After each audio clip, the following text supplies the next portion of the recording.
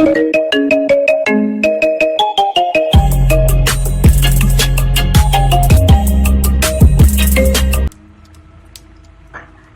chào mừng mọi người trở lại với channel của mình. Hôm nay mình sẽ tiếp tục với tựa game Sherlock Holmes, tội ác và trừng phạt. Let's go. Tiếp tục cái vụ án ở Q Garden Drama.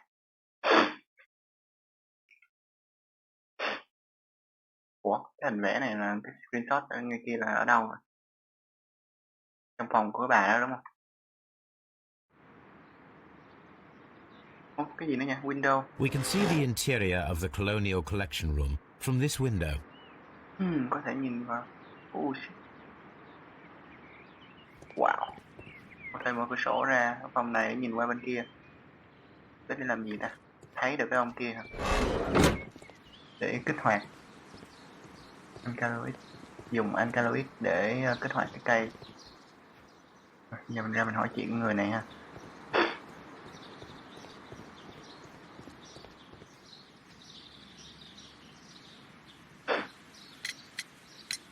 Are you aware of the Divine Syndicate? The Divine what? Is this a joke? No, I am quite serious. What a ridiculous name. Anyway, I have never heard of this syndicate. Can you tell me if you saw Mr. Montague Dunn on the day of his death? Yes, of course.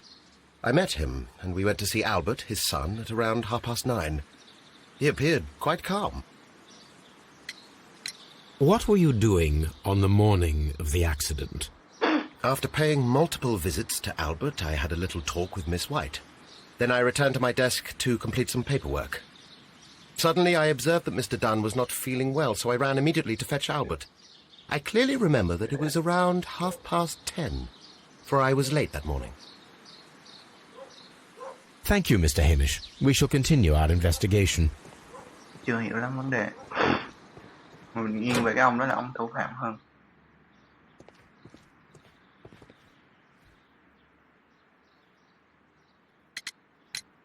Your father's death does seem highly suspicious. What were your movements here on that day? Suspicious? Well, I was working in the seed house, taking care of Lysa something, or Lear Pontus, or... No, wait. These Latin names. And I spent so many hours trying to memorize them. Did you see your father that day? Thằng này nó không Yes, thể nào là nó he biết được came mấy here with cây Mr. đó. Hamish for his weekly visit. There was nothing unusual about that. And then? Nothing. They stepped out to the backyard. It was perhaps 20 minutes before 10 o'clock. Then about 10 minutes later, I saw my father heading for the dry tropics room while Mr. Hamish returned here.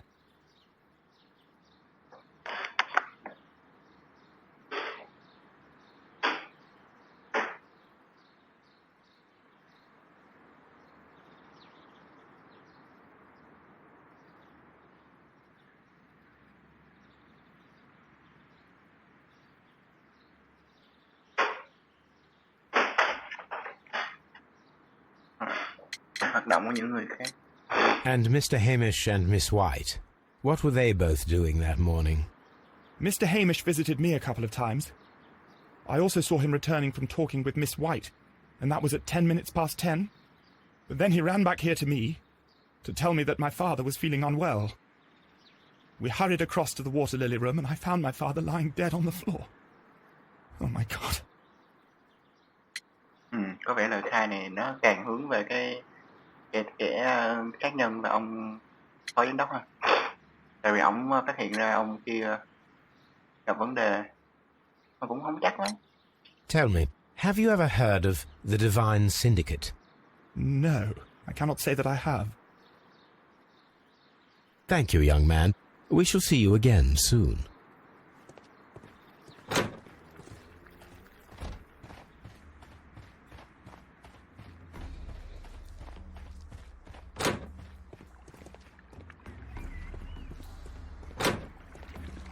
Phòng Water Lily là Colonical. Hồi nãy đứng ở bên kia nhìn qua có thể thấy được.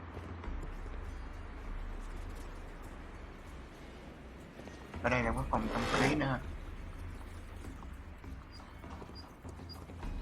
Hồi nãy nó nói đứng ở cái phòng của ông Hamish, đang phải nhìn qua có thể thấy được cái phòng này.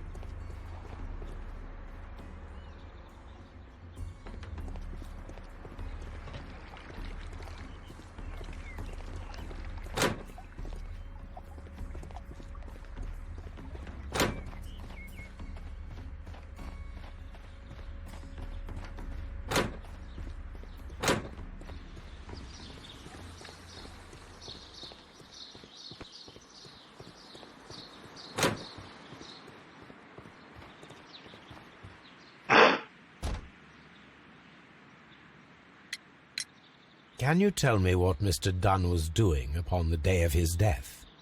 I can, but there is nothing very special to say. I was in the laboratory when I saw Mr. Dunn heading towards me. Tuesday is the day of his weekly visit. It was supposed to be at 9, but he was 10 minutes late, as usual. And then? Well, he came in to say good morning. Then I saw him spend 2 or 3 minutes by the plants outside the laboratory. After that, he ran out in the direction of the nursery, where Mr. Hamish was working. He was always in a rush during the inspection, you see. I would pity anyone who stood in his way.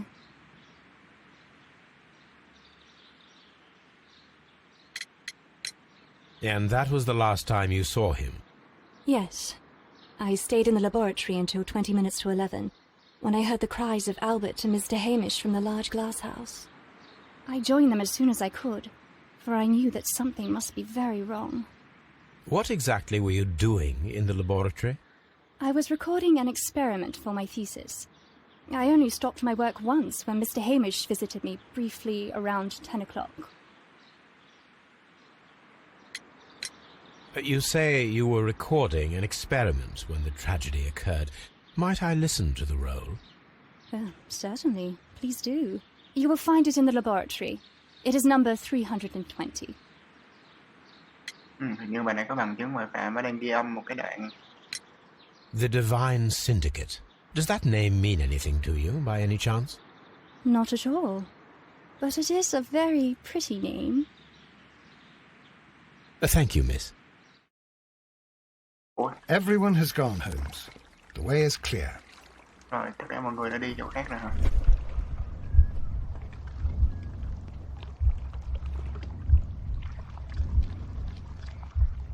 Get in the room. Rồi, vậy là bị đầu độc từ phía bên kia hả?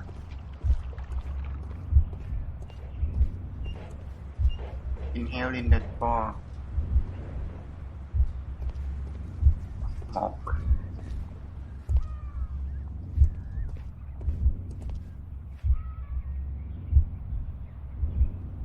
Escape in the room.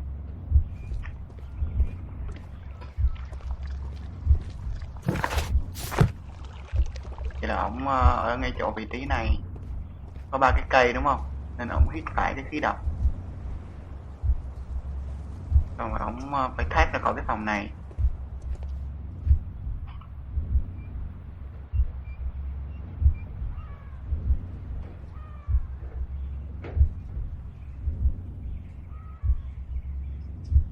Nhưng mà cái cửa nó đã bị khóa, thành ra ông phải phá cái cửa. Vào đây. When Montague Dunn was standing close by the plants, the caterpillars were released and caused the deadly spores to activate. Panicking, and likely already half asphyxiated, Montague Dunn started back and knocked over the bust. He rushed to the door, but it was locked. He had to force it open with his shoulder. We already know the outcome. Montague Dunn collapsed and died not far from the pool. Well, it is time to perform our experiment on the ventilation system. Làm sao để thả con sâu vào ta? Cây nó đặt ở đây. Sao để thả con sâu vào ha? À, để con sâu ở đây à. Và bật khí lên, cái này nó thổi xuống hả? Thổi con sâu trôi xuống hả? The caterpillars could only fall from the ventilation duct. Our caterpillars are in place. I'll activate the ventilation system so that they fall down. Watson, stay here and observe. All right, Holmes. Ác gì cho?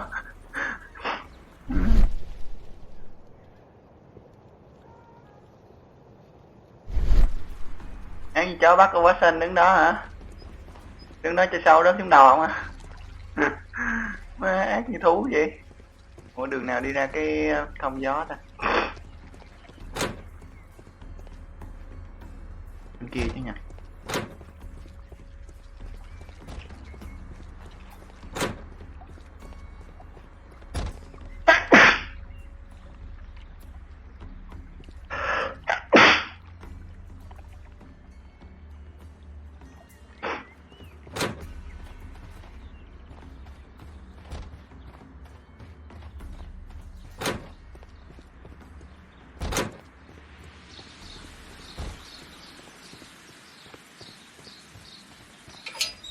Rồi giờ mở cái máy hông gió lên sao?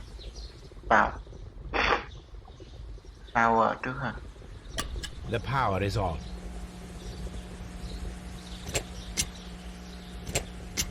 Này đang nút on. The engine cannot be started whilst the transmission is active. Transmission active là sao không hiểu. The engine has started.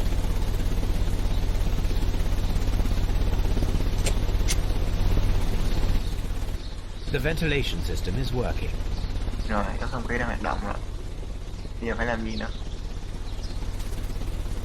Giờ vào coi sâu nó có rớt lên đầu A water tank. Tank sao?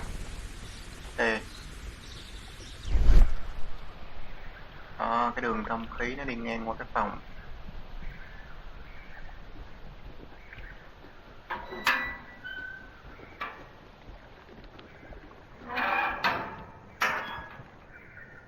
Đường thông khí nó đi ngang qua cái phòng này đúng không? Đi xuyên vào trong cái phòng này.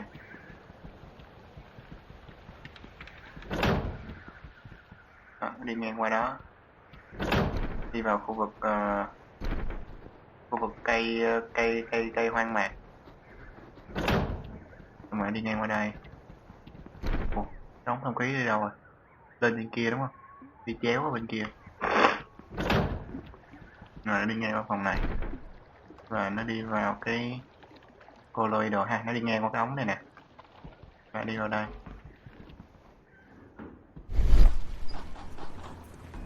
Now we need to see if we can activate the fans from Mr. Hamish's and Albert's space. Ủa, mình bật rồi nhưng mà nó vẫn chưa có hoạt động đúng.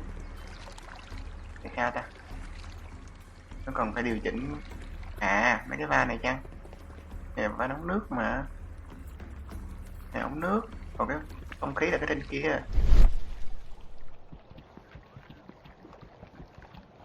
Không khí này phải điều chỉnh như thế nào, hiệu chỉnh như thế nào nữa ta?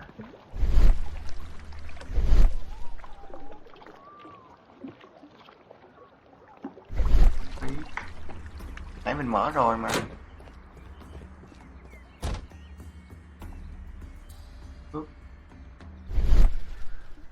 Đi ngang qua bên kia.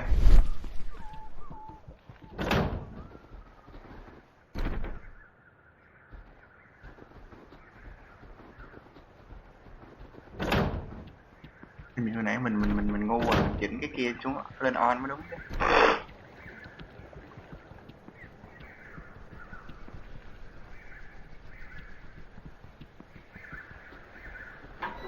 Này chỉnh lên on mới đúng chứ. Ủa, không có cho tương tác nữa luôn.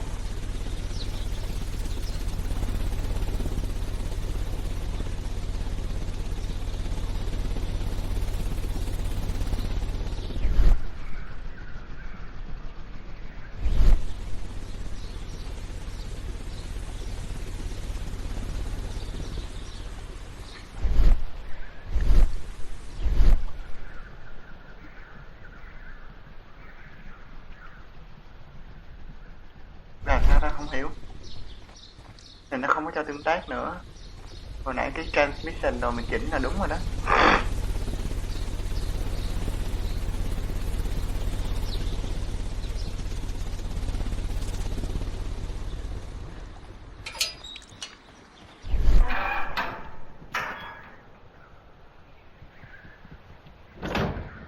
À, cái đường bên này mới đúng rồi, nó đi đường bên đây chứ không phải đi đường ngoài hả? Không khí nó đi đường này. Đi ngang qua cái shit house. Đi vòng bên đây. Tới đây. Nếu vậy phải ngắt cái này lại đúng không? Không có cho khí nó thổi xuống hướng này thì nó mới đẩy được qua Before I bên kia. activate the fan, I need to check if the interior of the Colonial Collection Room can be seen from here.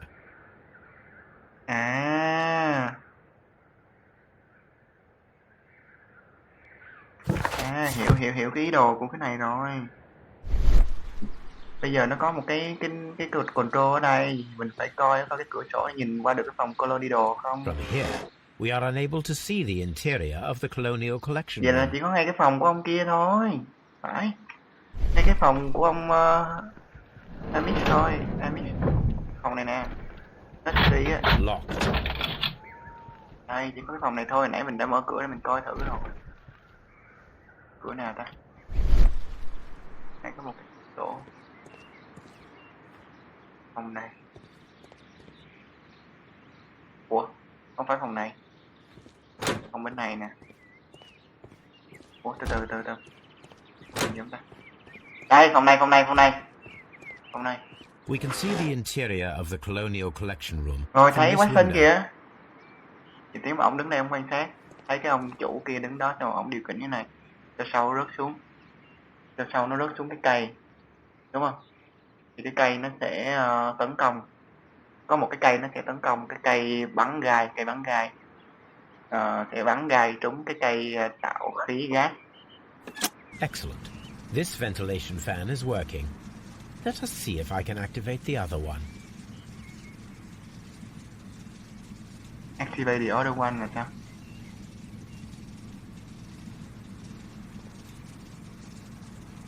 This is one of the outlets of the ventilation system.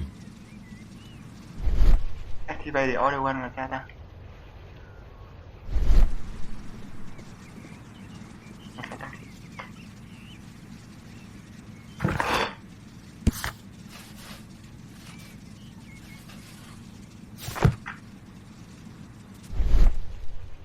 Là sao ta? Như vậy chưa được nữa hả?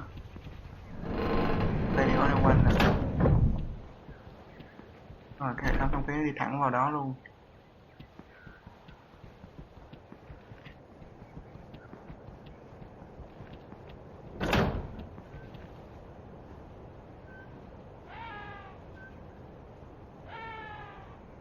Là sao ta? Bây giờ phải làm gì nữa?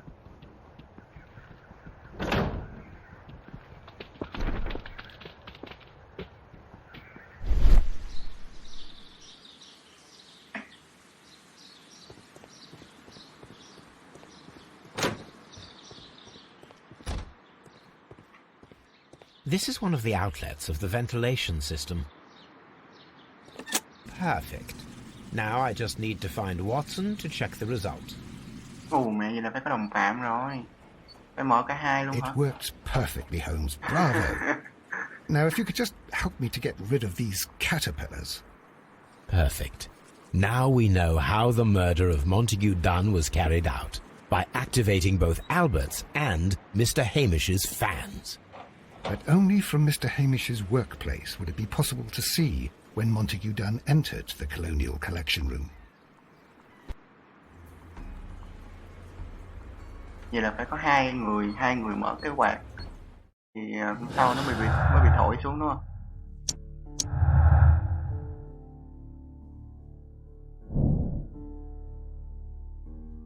Rồi cơ hội của Hamish. Rồi như là một cái nhà sinh vật nhà thực vật học thì nhà sinh vật học thì ổng có khả năng là hiểu hết tất cả những cái cơ chế để làm những cái vấn đề này. Đó thế này. Rồi Martin Hamish có thể là killer, là kẻ giết người. Rồi ông này có cơ hội để cướp những cái cây của hội Syndicate và kích thích chúng từ cái nơi làm việc của anh ấy. Ngay sau khi ổng nhốt Montague Dunn lại bên trong cái Colonial Collection Room, ra một cái dữ kiện. Rồi bây giờ mình kích hoạt cái bắt Martin Hamish.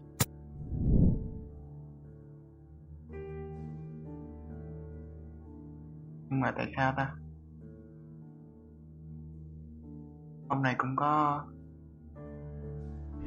chắc là cái rửa.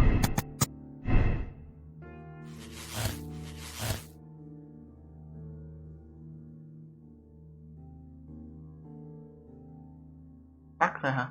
Bắt chứ chưa kết luận đúng không? Let's go to Scotland Yard.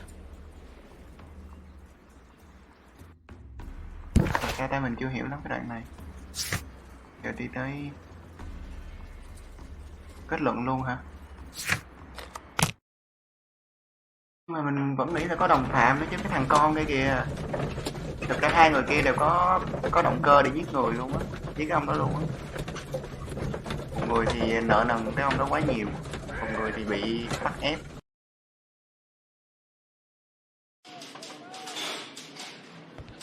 Nó straight rồi ta.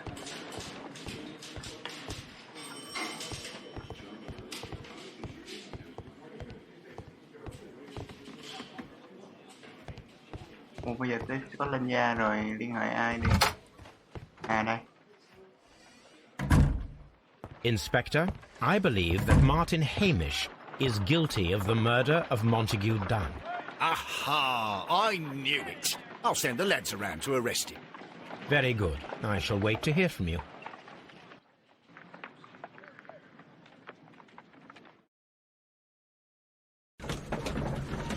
Còn một nùi dự kiện chưa liên kết mà mình đã đi bắt luôn hả ta? Bắt mình đi bắt luôn hả ta? Dự kiện này nè. Thực ra cái này nó chưa có hiện ra thì cũng chưa biết là nó có kết nối được với bọn này không. Phải bắt rồi truy hỏi cái ông đó.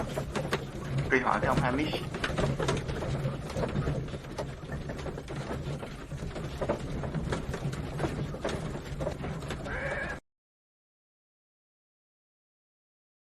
Inspector, I came here as quickly as I could. Martin Hamish is in the large glass house. There's no need to hurry. Rồi, ông kia đang nằm trong cái nhà kính lớn ha. Palm House. Ủa? Holmes, Oh. my God! Yes, we found him like that. What? Our messing around with the ventilation system didn't go unnoticed. Mr. Hamish realized that we knew. Inspector, could you arrange the body, please? I should like to examine it. Giờ ai giết ổng nè? Làm sao mà tự treo cổ lên trên cao như vậy được ta? Oh no. Không có dấu hiệu nào khác. Chân. Cho hai cái giày nhìn nó khác Holmes, nhau quá vậy. his left shoe is unique. This anomaly is often a characteristic of... A club foot. Bravo, Watson. That is the key element of this case. Hai cái giày nó khác nhau quá vậy. The mark around the neck is very visible. He died instantly. Chết ngay lập tức.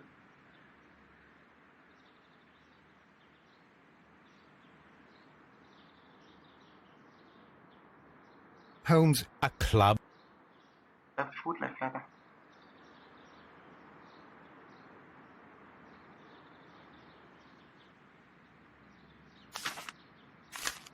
Thư tuyệt mệnh hả?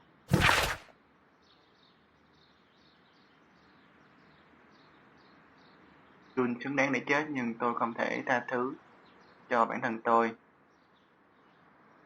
vì đã làm ra những việc này.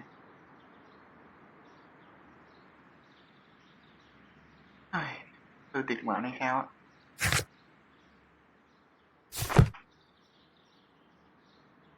Thư xong rồi. Xong rồi.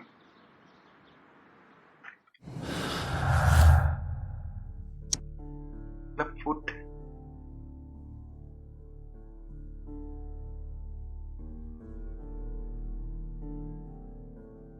Ủa, giờ ông này có vỏ hay sao ta?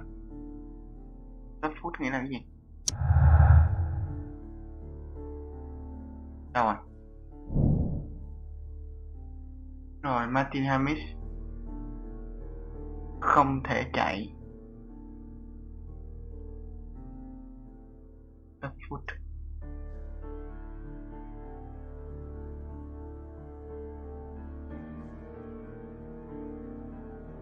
Mình không hiểu lắm. lắm ha.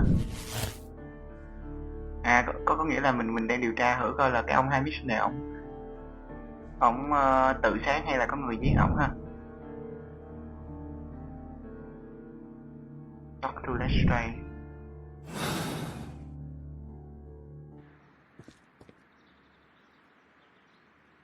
Something about this rings very oddly. Why do you say that, Mr. Holmes? Why? Because of Mr. Hamish's club foot. Oh, I deserve to be kicked from here to Charing Cross. I should have noticed it. But, Mr. Holmes, I can't see why. No, I don't suppose you do. You must recall that Mr. Dunn was locked inside the Colonial Collection Room by the murderer. If it was Mr. Hamish, he would have had to run up to his workplace to trigger the fan situated above it, taking into consideration the condition of his foot. Well, it is still possible. Perhaps, but it is rather lớp phút như là strange cái that chân such a giả. person as Mr. Hamish decided to base his plan on the speed of his gait. You mean to say that somebody helped him? So the suicide is questionable? Correct. Mr. Hamish accuses only himself in his letter, and so the investigation stops. Possibly an accomplice, then? That idea had not occurred to me, Mr. Holmes. I have another idea, Inspector. Thanks to the testimony that we have collected, we are able to rebuild the events as they took place that day. With a timeline, such as we did in the Jack the Ripper case. Precisely. The map at the entrance of Kew Gardens should help us with our timeline. Let us analyze the facts and statements so that we may recreate the events of that morning. Nó căng thẳng quá, tại vì cái ông kia là hình như cái club foot hình như là cái chân giả, thành ra ông không có kịp để nhốt cái ông đó lại, xong rồi chạy về cái phòng rồi quan sát rồi mở cái ống thông gió cho sâu rớt xuống, nghĩa là cái suy luận ông này bị sai, mà ông chỉ phát hiện ra ngay sau khi ông Hamish này bị tự tử thôi ha. Rồi bây giờ phải làm gì nè? Estimate là sao?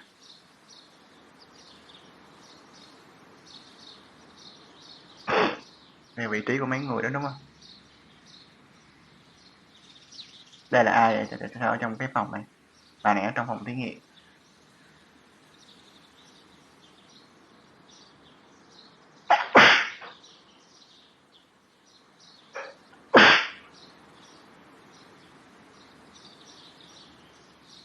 Giờ mình phải gấp cái sự kiện vô hả? Màu vàng là sao, mà màu xanh là sao, màu tím là sao? Martin Hamish và Montague Dunn tới gặp Albert ở Sixth House tại 9:30.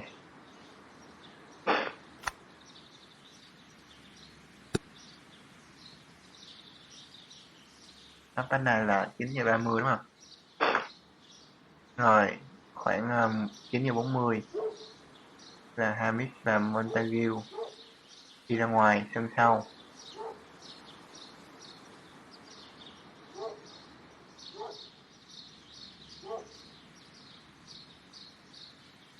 Hamish và Montague đi ngoài sân sau 9:40.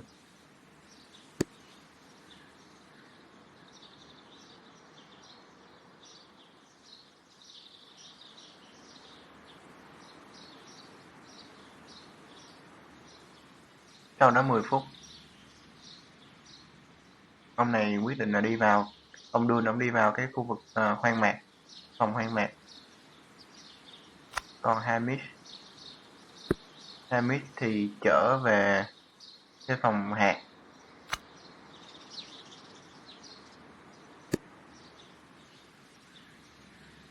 Martin Hamish có một cái cuộc hội thoại với Miss White lúc 10 giờ. Miss White lúc 10 giờ. Miss White lúc 10 giờ.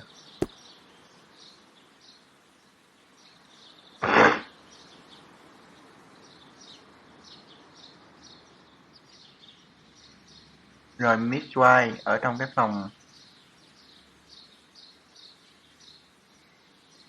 cái phòng thí nghiệm tới 10:40. Nhưng từ đây tới đây là ông bà ở trong cái phòng thí nghiệm.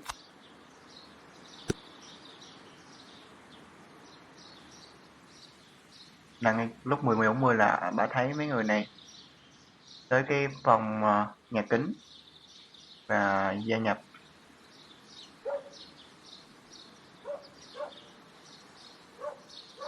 Rồi hai miss chạy tới Albert ngay khi ổng thấy ông này có vấn đề về sức khỏe, là lúc 10:30. Giờ là lúc 10:30 là ông này đang đến đây. Rồi thì Albert ở trong cái phòng hẹp cả buổi sáng. 10 minutes past 10. 10 minutes past 10 là bao nhiêu ta?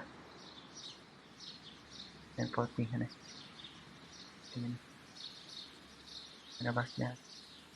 10 minutes to 10. 10 past 10. 10:10. 10:10.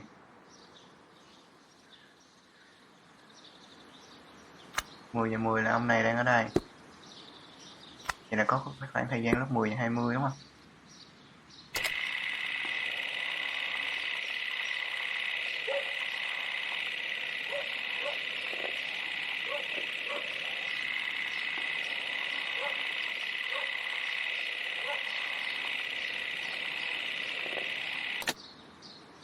Let us summarize. Montague Dunn was poisoned inside the Colonial Collection Room. He forced open the door, which means that someone locked him inside there at 10:20. Martin Hamish was last seen at 10:10. This means that he has approximately 10 minutes to lock the door of the Colonial Collection Room. Given that he was club-footed, it is doubtful.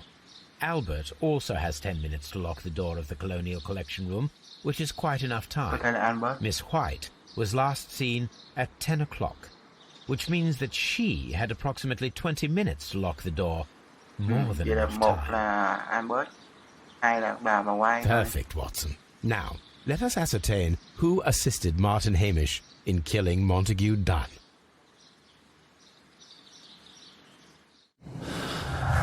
Coi thử coi, Albert timeline và Hamish. Rồi.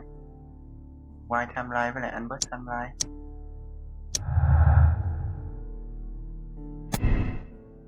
White not involved.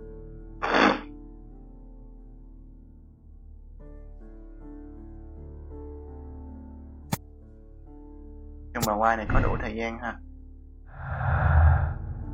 Và hai người này. Ông này cũng có đủ thời gian.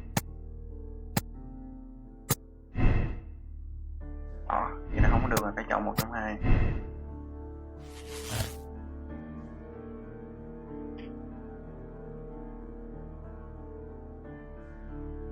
Mình nghĩ là cái động cơ của thằng Albert lớn hơn chứ.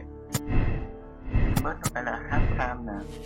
Còn bà này not involved. Như vậy thì nó ra Albert.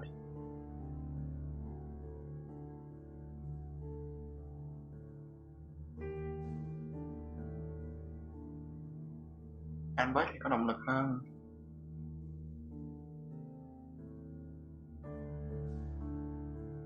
Như về hướng Albert có động lực hơn, tại vì cái bà kia thì cũng không đến nỗi. Bà giỏi mà. Bà giỏi thì bà kiếm tiền được tốt hơn. Với lại bà cũng đang hoạt động đúng cái nghề yêu thích nữa. Không có đủ động lực để giết người. Nghiêng về hướng Albert hơn. Vì là hai người này đồng cảm. Hai người này đồng cảm trong vụ giết ông Montague Dunn. Cái này thì mình không có bào chữa gì cho Albert được rồi, tại vì không có đáng. Mình chọn là kết tội Albert.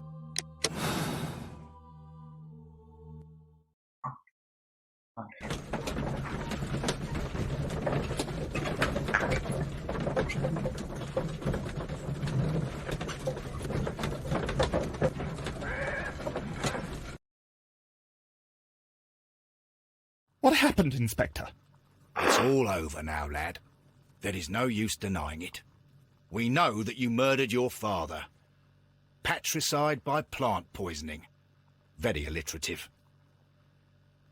What? You're mad. I didn't do it. I don't know anything about botany. No!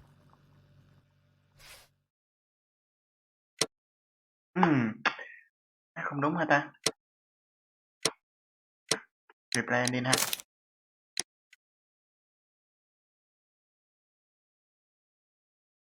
Mình nghiêng về cái hướng Albert hơn. Bà White. Nói chung là theo cái lập luận của ông Holmes hồi nãy thì bà White hoàn toàn cũng có thể là kẻ gây án. Khó nha.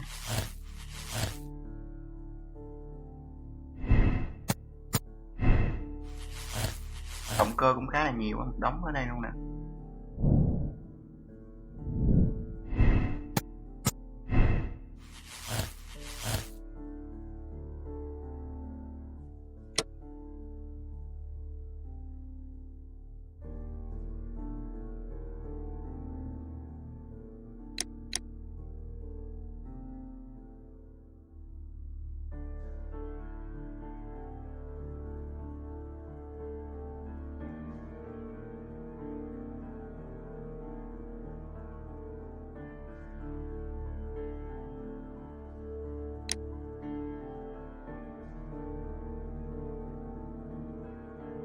What?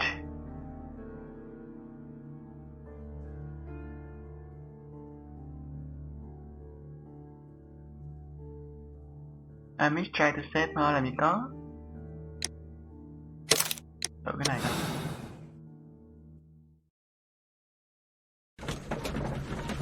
Amish nó lập ra một cái kế hoạch công phu như vậy thì đâu có phải là cứu người gì đâu. Cái này chắc chắn là mấy người này có tội rồi đó. Quan trọng là người nào có tội thôi. Không có cái đáp án nào là cả hai người đều có tội đâu. How can you be certain that we'll find Miss White here? It is obvious, Watson. Just use your brain. I am using it. I do use it. Now that the rope has tightened around Martin Hamish, Miss White must act to erase all traces of her implication. After the suicide of her accomplice, there is one final trace remaining, the deadly plants of the Divine Syndicate. She will be there. Very good. Shall we go?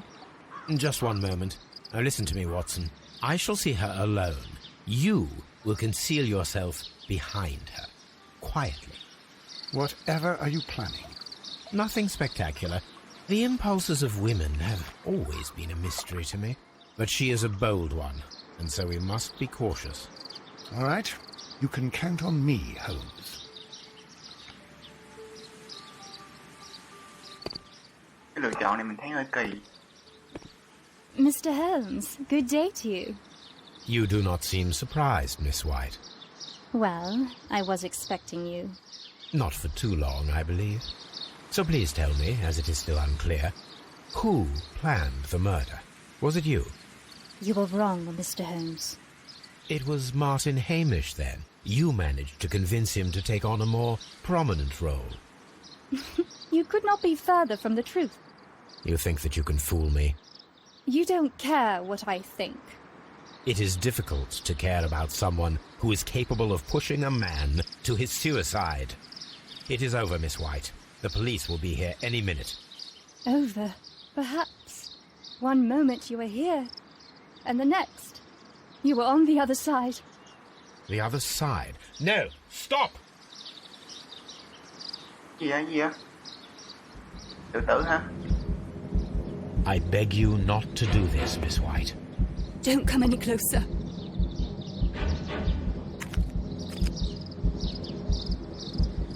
Please remain calm. We can help you. Not one step further. Don't try to stop me.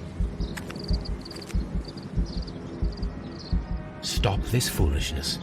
You cannot truly want to die. No, it's too late.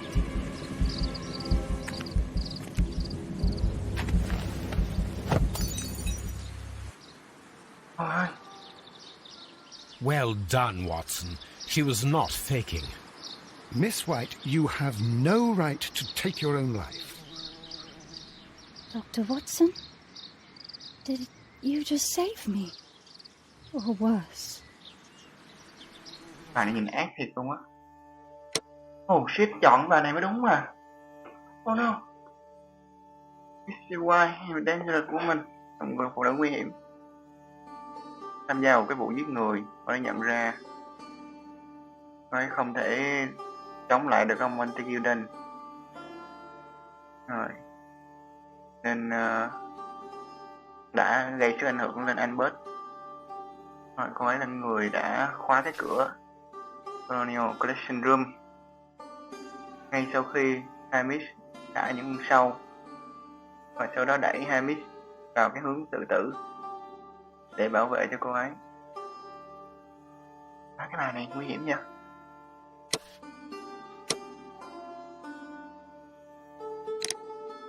Mình chọn sai rồi. Chọn cái bài này mới đúng.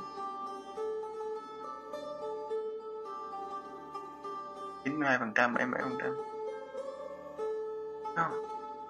Mình thấy đấy, cái động lực của thằng Albert có vẻ lớn hơn. Cuối cùng cái bài này mới đúng. Bài này mới đúng. Bài này mới đúng. Cái bài này mà nguy hiểm quá, cái mặt mà cũng ác nữa. Nghĩa là ngay từ lúc mới gặp đó là cái mặt ác rồi, mà mình không nghĩ là tới mức này.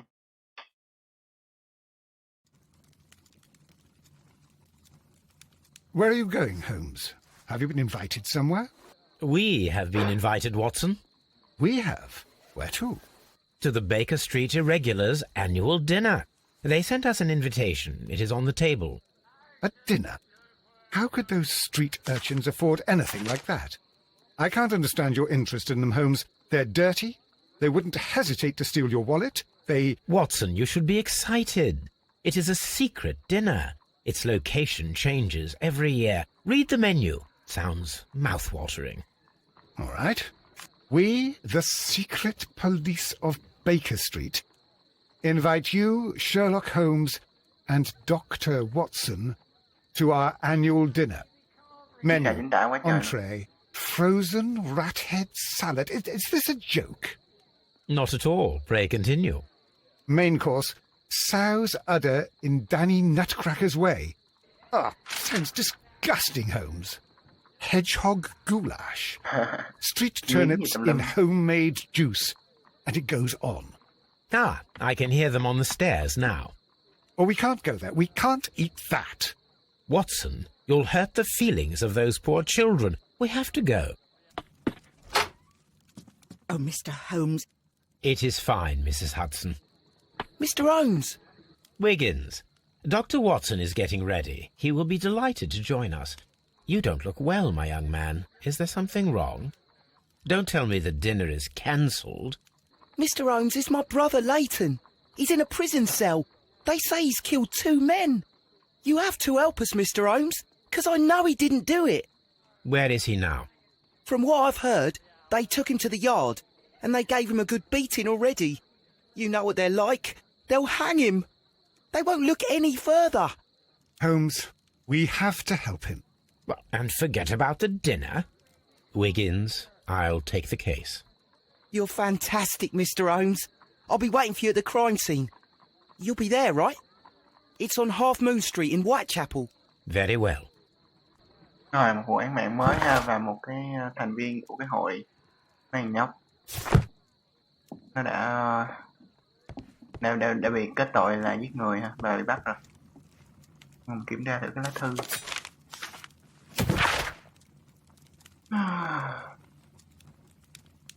Một người phụ nữ trẻ. Mấy cái vụ này là mình thấy 3 chấm quá.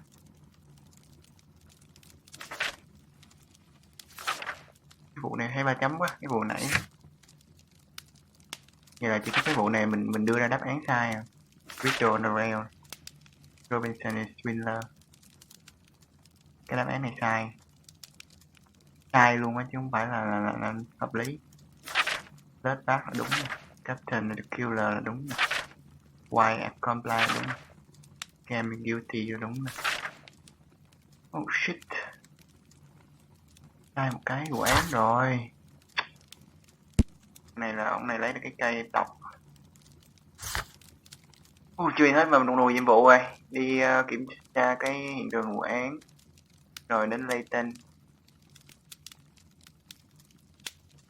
Kiểm tra Leighton.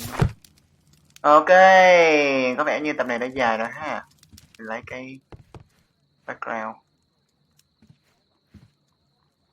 Ok, tập này dài rồi, mình xin rồi, ok, tập này dài rồi, mình xin tạm ngưng ở đây và mình sẽ tiếp tục trở lại những tập sau. Mong mọi người tiếp tục ủng hộ, like, share, subscribe, comment giúp kênh của mình. Cảm ơn và bye bye.